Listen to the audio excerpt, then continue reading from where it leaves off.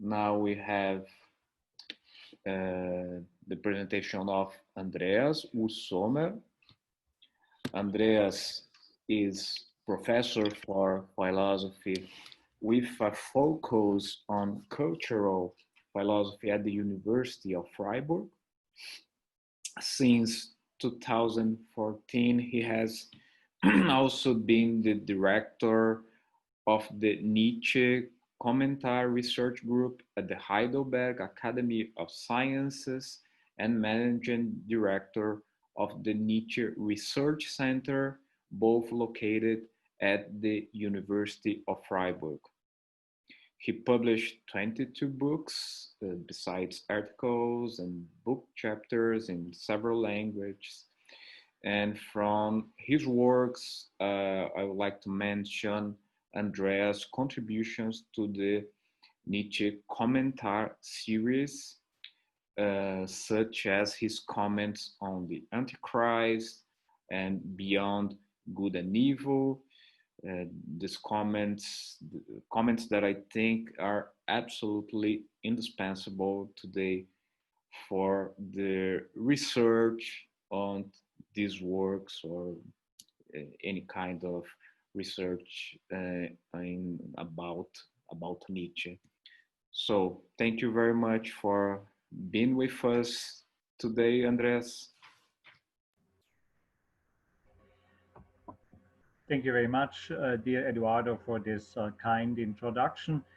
Dear colleagues, dear audience, it's a pleasure to be here, and it is us. We have to say thank you to you, Eduardo, because you have organized such a marvelous conference, and we are all, I think, after this afternoon or evening here in Germany, most inspired for our further research. And I'm always impressed how huge the interest in Nietzsche is, particularly in Brazil. If I'm right, we have much more persons coming from Brazil than coming from Germany. In the Zoom audience, maybe that you are just more progressive in Brazil than we are in Germany, so you are maybe better acquainted with these new technical gadgets as we have it in the case of Zoom. So it's my task now to accomplish this conference with a paper which is not at all a scholarly paper you perhaps expect. It is just a sketch for something I have to do within the coming 3 or 4 years, the sketch of a biography I have to write on Friedrich Nietzsche. And that's first point on the handout. You see it in German here, but I will speak in English. I have signed a contract with the German publishing house CH Beck in Munich. That's a publishing house directed to a more general audience, to a more general circle of readers. They have a lot of rather popular introductions into different fields of science and humanities, and they asked me to write a new biography on Nietzsche, which should be an intellectual biography, and they would like to publish it for Nietzsche's 125th anniversary of his death in 2025.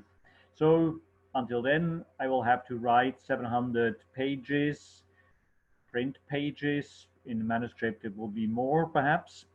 And that's for me a quite new task because I have never written a biography, and several questions occur in the preparation of such a book.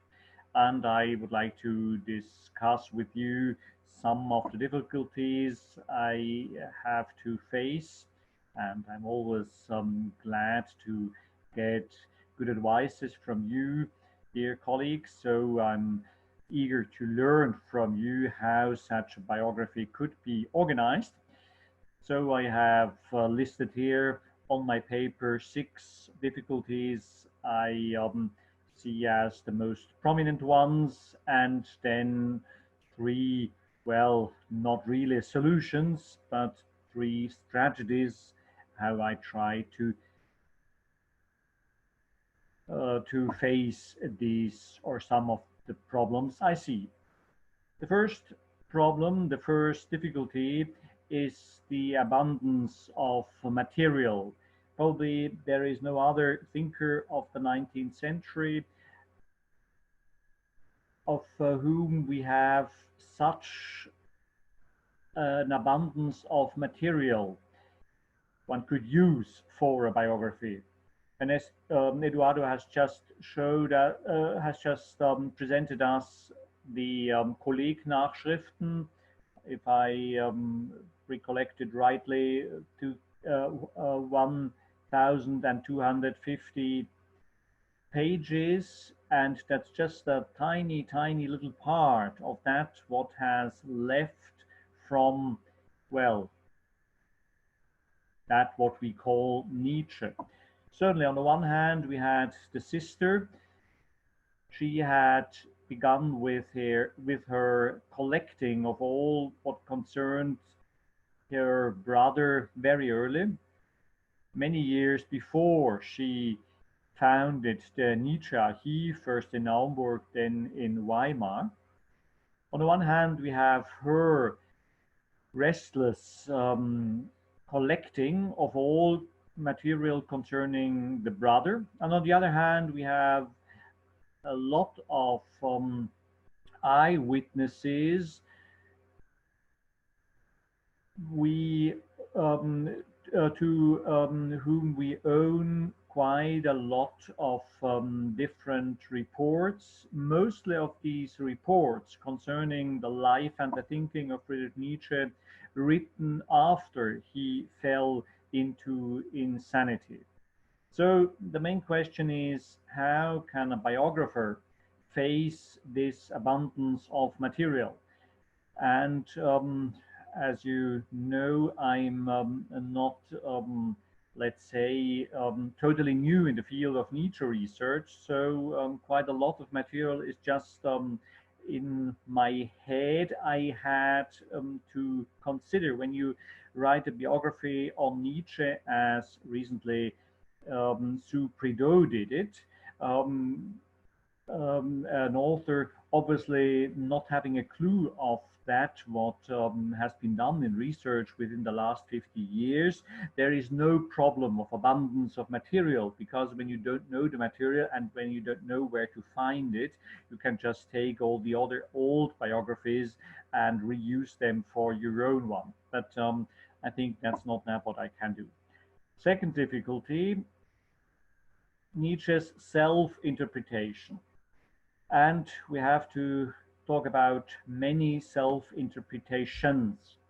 Nietzsche has always, from the very beginning of his writing on, reflected his writing, his thinking, and his work. He is constantly in a attitude of self-commenting, and for somebody who is obliged to write a biography, it is difficult to distance these different narratives Nietzsche has written himself and about his thinking, about his work. So I think it would be a quite bad advice to use ecce homo, the most prominent of Nietzsche's self-reflecting utterances, to use ecce homo as a guide for the organizing of such a biography. So it seems to be necessary to find a kind of distance, to kind to find another perspective, a perspective from not nowhere, but from another point of view, maybe the point of view of the 21st century, to assemble and select this abundance of material remaining us from Nietzsche. So we have a challenge to free us from the narratives Nietzsche has left himself, from the narratives he made about his own works and about his own thinking. And the question is, in this context also, what's the importance of his ego documents? You may know that in the recent historical research on um, historical persons, one tends not to talk about biographies or autobiographies, but about ego documents, including, for example, also letters and all other kind of self-reference documents. So how we, or I as a biographer, can I use these ego documents? How can I be sure that they give reliable information about the I have to deal with? And obviously, we have a multitude of different I's in Nietzsche's texts. So, how can I be sure to find a really Mr. Nietzsche? Do I really want to find Mr. Nietzsche? Scarlett Martin has quoted this passage, and I'm not so sure that Mr. Nietzsche can be found in an objective way. So, third difficulty, the inner perspectives. Certainly, the genus of biography has generally the tendency to suggest that one can have a look into the head of the person one is just writing a biography of. This is methodologically a quite difficult approach. So it is, it seems to be quite forbidden to pretend that one can have um, internal perspective. Nobody has really access to Nietzsche's feelings, to his inner emotions. We are, in the most cases, we have to rely on texts. And how can we know that we have real, authentic mirrors of such an inner life, or whether we have rather a kind of well, transformation of what this historical person Friedrich Nietzsche really felt. And it is, for example, also quite obvious that he addresses different people, for example, those receiving his letters, with different narratives of his emotions and um, inner life. Fourth difficulty, the relation between work and life. So I have the intention to write an intellectual biography, not just to talk about Nietzsche's life, but the main part of the book should be an introduction also into his work. And now the question is how we can weight the part of life and the part of work. How is the relation between work and life?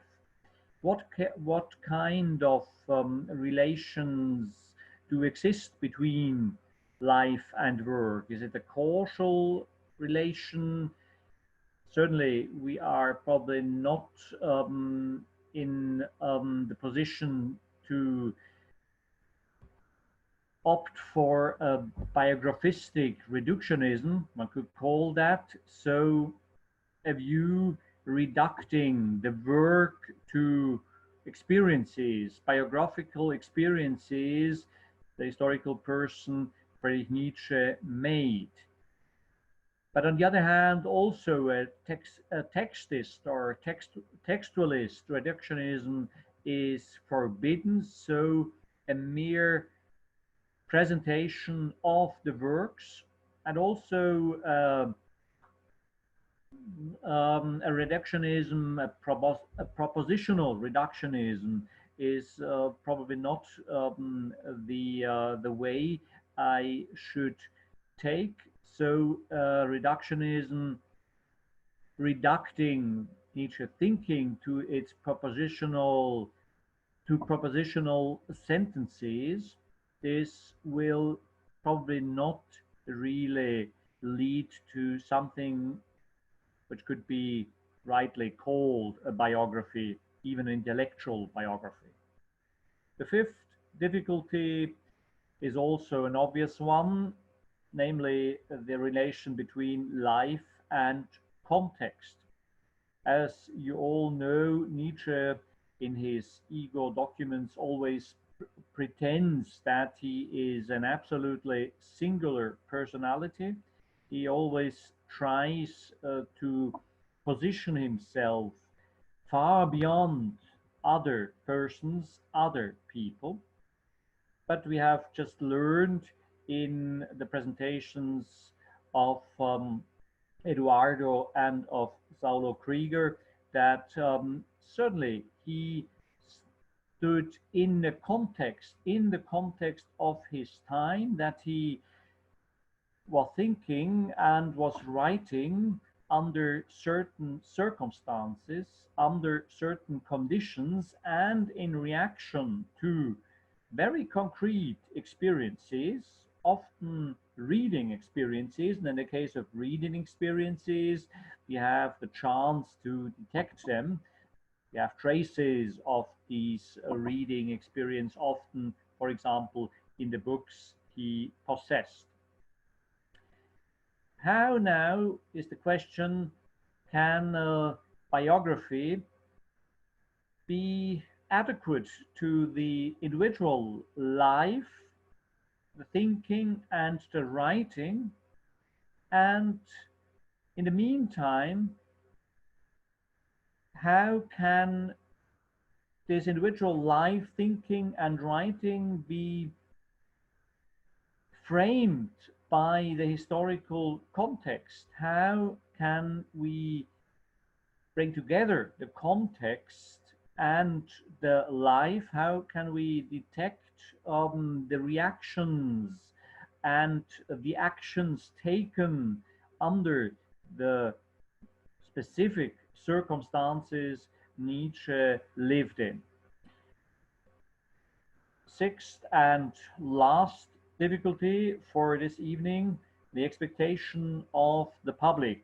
So the public, the publisher wants to address are not in the first line you as Nietzsche scholars, but obviously a rather general public is expected, and this general public is, well, let's say, somehow well misled by popular biographies, by TV biopics, where we have Nietzsche images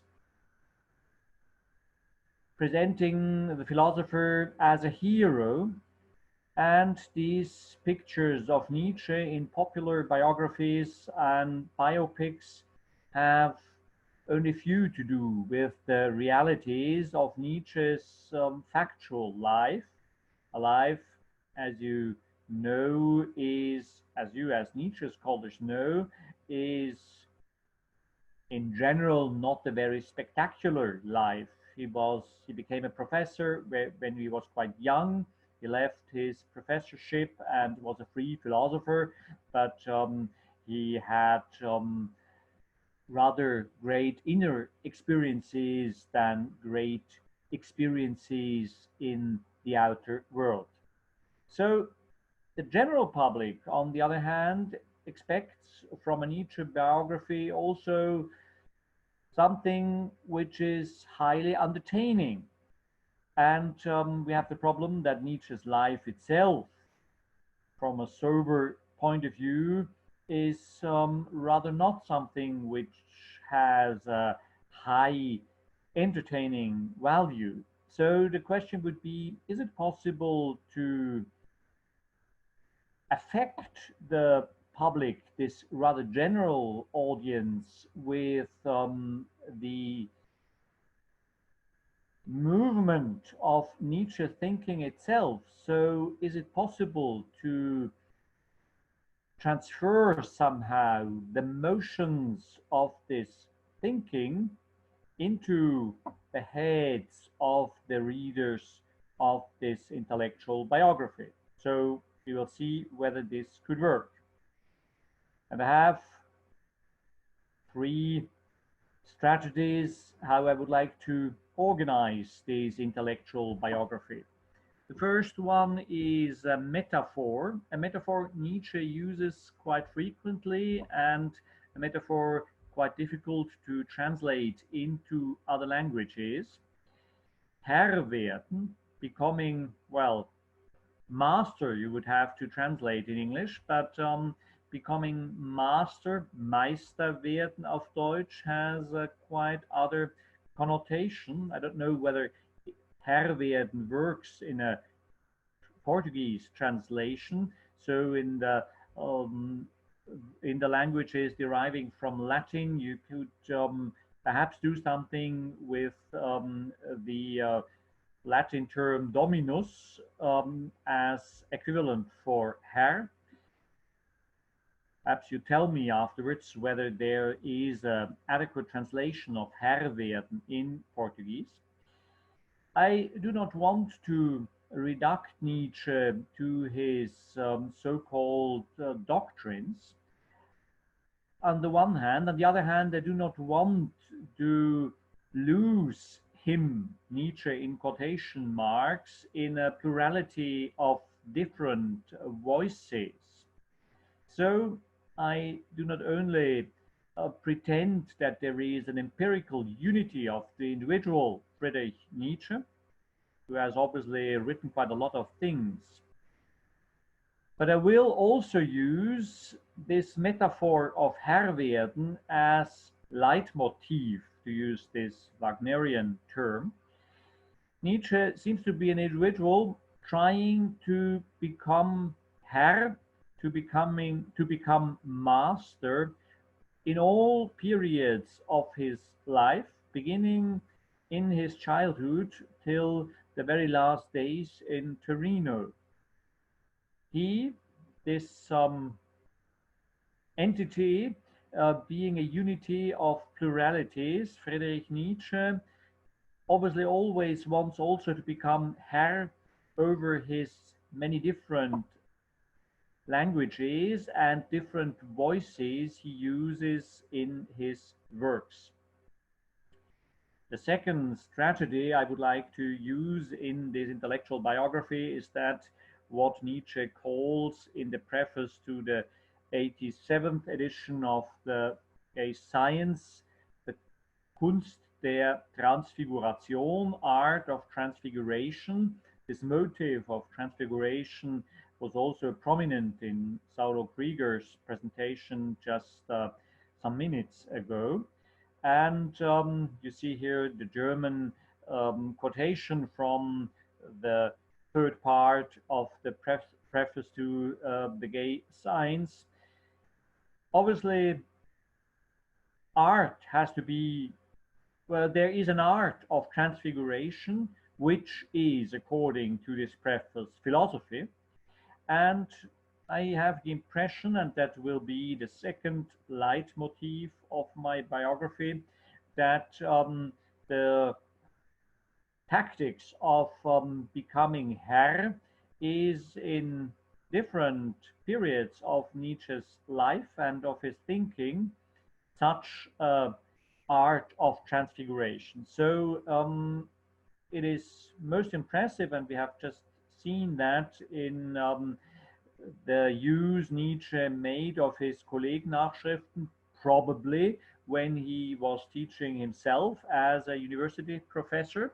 So there we could see this art of transfiguration, as well as we see it when he deals with poetic models as a 13-year-old boy in high school, or when he reads natural science even in the year 1888 to give a scientific basis to the idea of the eternal recurrence in his late notebooks. So this motive of transfigurating, the motive of changing what has been given as an experience seems to be a leading motive, useful at least for the biography I intend to write.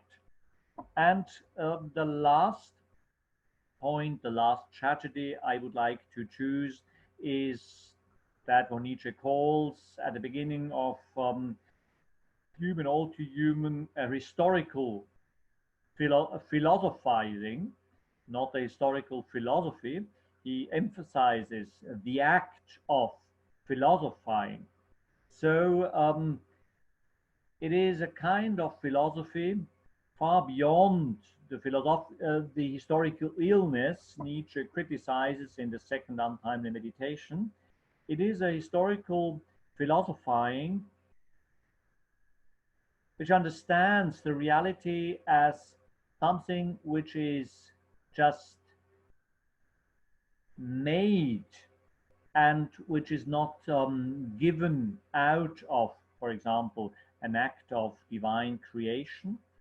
Reality is something which has become, and this can be, from a methodological point of view, useful in writing a biography.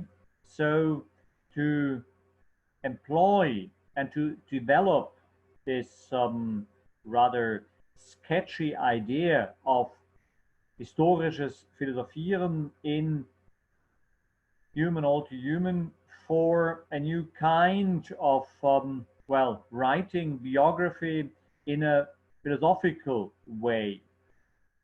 I have the impression that this historische Philosophieren, this historical philosophizing, is an experimental way to deal with traditions in thinking, and particularly in traditions of morals. You all know very well Nietzsche's genealogy of morals. This can be highly inspiring, I hope so, for the the biographical work. Just to conclude, I'm not so sure whether I will find this inspiration during the coming years when I have to write this biography.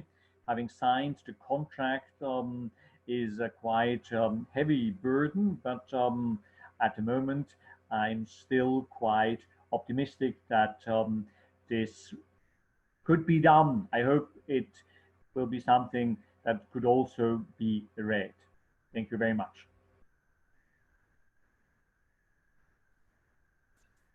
Thank you, Andreas. Very, very much. We are all glad we'll have soon a new Nietzsche biography written by you. And okay, we'll open to discuss. So the speakers can the questions can make the question directly. Scarlett. Okay, thank you. Thank you very much, Andreas. And this matter interests me a lot. For a while, I would say. I do agree with you. I think that when Nietzsche talks about his life, we cannot find in his writings no objective account, certainly not. And that's a problem, of course. But I wonder which conception of biography are you? Well, I wonder if it's not necessary to have previously a conception of a biography.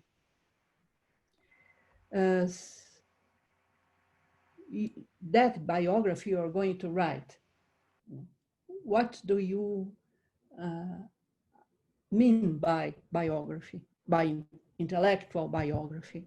It's a very hard question for me, at least, really very hard. Yeah. You showed us all the problems concerning an autobiography. And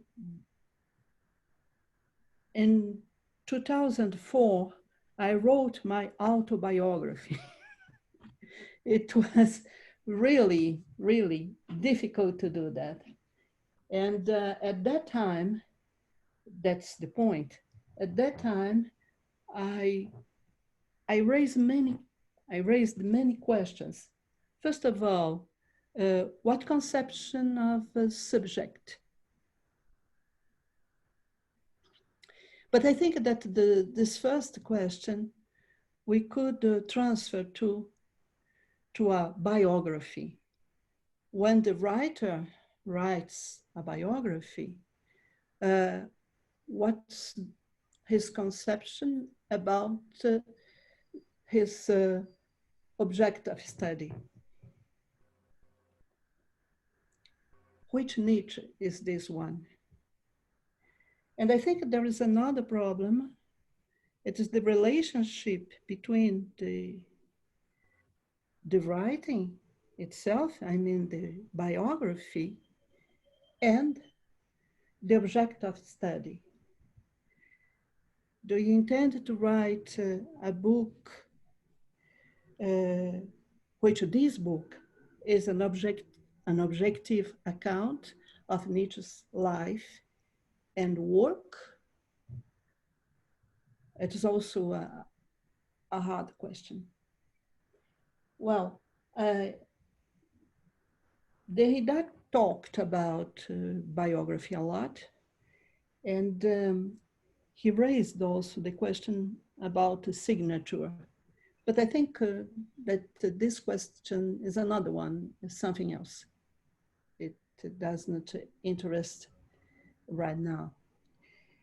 Anyway, I'd like just to say that I'm very interested in your book.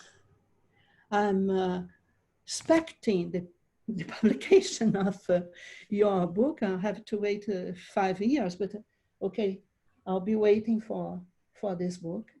And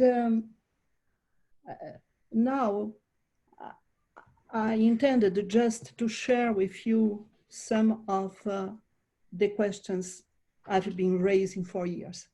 That's all. Thank you very much again, Andreas. Thank you, dear Scarlett. These are the fundamental questions, and I just would like to add the one Paul Stefan asks in the chat, because it goes in the very same direction. I would like to pose maybe a bit fundamental question. Maybe the biography is not a scientific form. To me, it seems to be a Fremdkörper within the realm of science, especially in its current positivist form. Isn't it necessarily a Twitter, so a hybrid between science and literature, both in style and method, since biographical research necessarily demands a certain creativity and the courage of filling the gaps by speculation and empathy, even a fair portion of fantasy? And I think your questions, Scarlett, and Paul Stefan's questions show the fundamental problems we have in at least the case when we pretend to write an objective biography. Certainly, my decision not to follow Nietzsche's own narratives of his own life and of his own thinking is also my own strategy to create a distance. So my own strategy to become Herr over, well, the overwhelming power of Nietzsche. And certainly, I have the impression that as a biographer, I should have quite a lot of empathy for my subject, but should not identify myself with the subject of the, well, is it the research of the biography. I would completely agree with Paul Stefan's point that biography is a hybrid.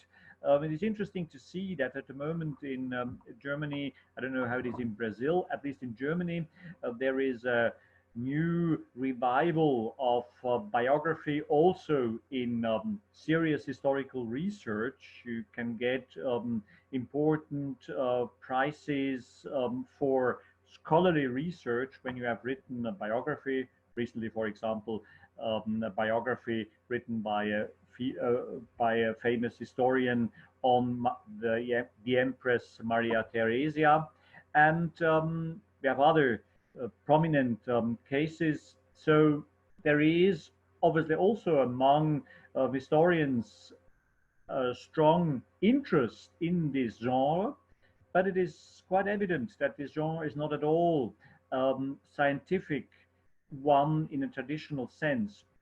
For me, that's totally all right, because I do not consider philosophy as, let's say, pure science or something which should have strong scientific framework. So I would be glad if this book is also, let's say, a readable book with a certain quality in style and in, well, let's say, entertaining approach.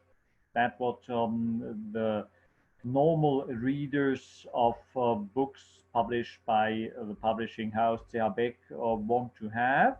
We will see whether I can fill this expectation. But we have indeed, Scarlett, this eminent problem whether I should, as a biographer, not as a biographer of myself, but as the biographer of someone else, whether I should really have a strong framework, methodological framework in which I develop the story. And certainly I have to tell a story. There is not just a presentation of facts. I do not want to write a Nietzsche chronicle where one could follow him day by day. So it is necessary to fill the gaps as Paul Stefan has just expressed it. And I have the intention to follow, let's say, in a non-scholastic way, these leitmotive in the last three little chapters of my handout. And I hope that after having done a seminar on philosophy, on biography next spring, the necessary preconditions to write a biography in a, well, reflected way, but perhaps not in a too reflected way. Otherwise, I will develop the methodological approach on 350 pages, and only 350 other pages are left for the biography itself.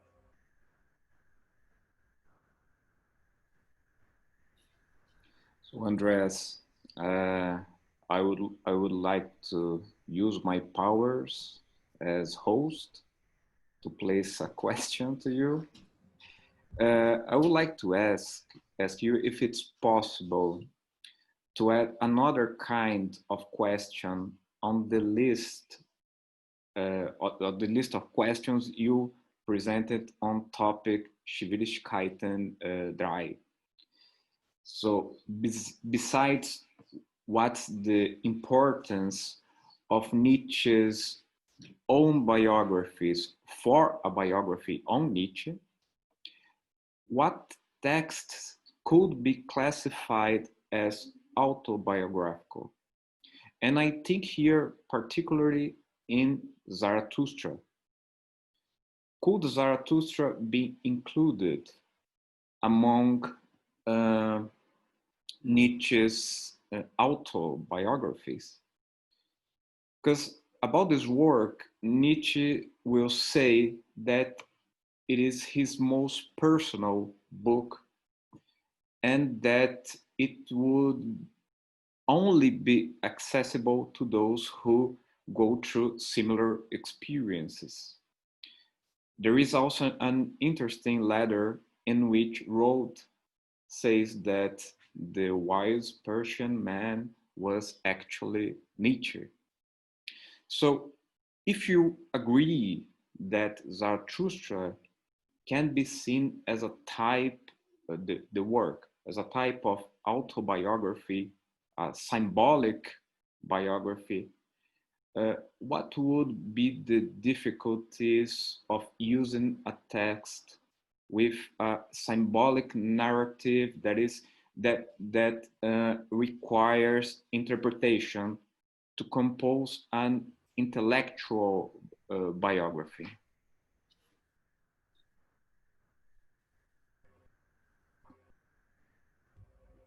That's indeed a difficult question.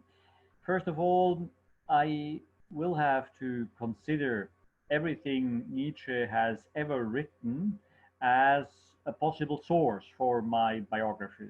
I do not at all want to rely on things classified as autobiographical.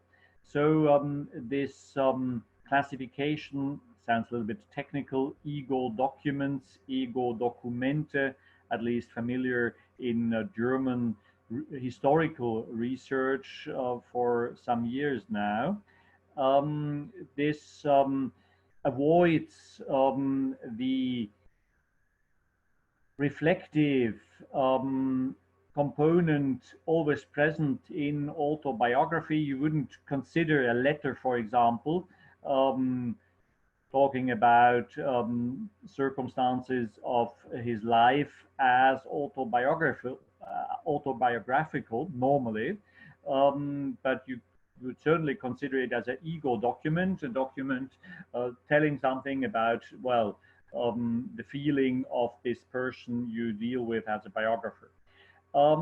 I'm concerning the Zarathustra now, a little bit skeptical that it is really helpful to consider it as an autobiographical text. Maybe that I have seen too many articles and books just bringing back some of these, as you mentioned it, highly symbolical um, encounters this person, this figure Zarathustra made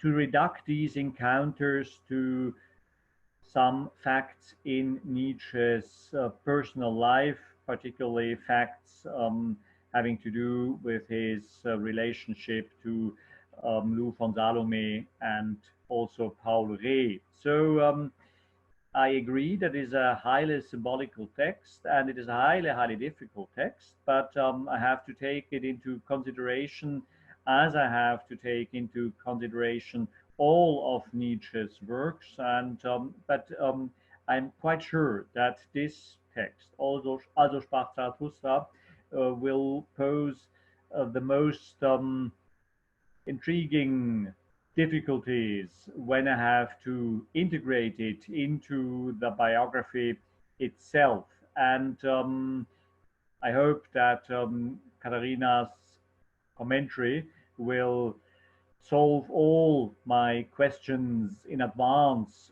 for this point. So I will certainly wait till the commentary is here before I'm going to write just one single line on Zarathustra. Thank you very much, Andreas. Any further questions? So it's very late here in Germany. I think we could finish our workshop. I would like to warmly thank all of your of all of you for participating today. It has been a long day, but rather enriching and enlightening. Uh, I hope you enjoyed the presentations, and thank you again for all the speakers present today. I think the event has certainly fulfilled its purpose of creating um, an environment of exchange between the two research groups with an update of works and ideas.